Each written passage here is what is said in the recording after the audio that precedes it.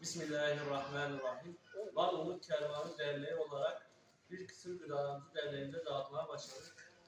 Bismillahirrahmanirrahim. Van Umut Kervanı olarak bir kısım gıdalarımızı da ihtiyaç sahiplerinin evlerine ulaştırıyoruz. Allah-u Teala hayırseverlerden razı olsun. Rabbim ecirlerini kat ve kat versin inşallah. Amin. Bismillahirrahmanirrahim. Van Umut Kervanı olarak Eylül ayı içerisinde 248 ailemize gıda yardımında bulunduk. Bunların bir kısmını ailelerimizi derneğe davet ederek kendilerine takdim ettik burada.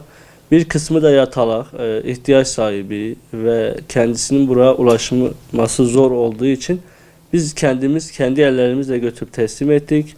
Ailelerin duasını aldık. Allah-u Teala bu hayırda vesile olan tüm hayırseverlerden Allah razı olsun.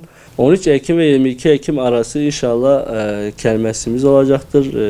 Bu konuda tüm hayırseverleri ve tüm Van halkını kermesimize davet ediyoruz. Şimdiden Allah-u Teala hepsinden razı olsun.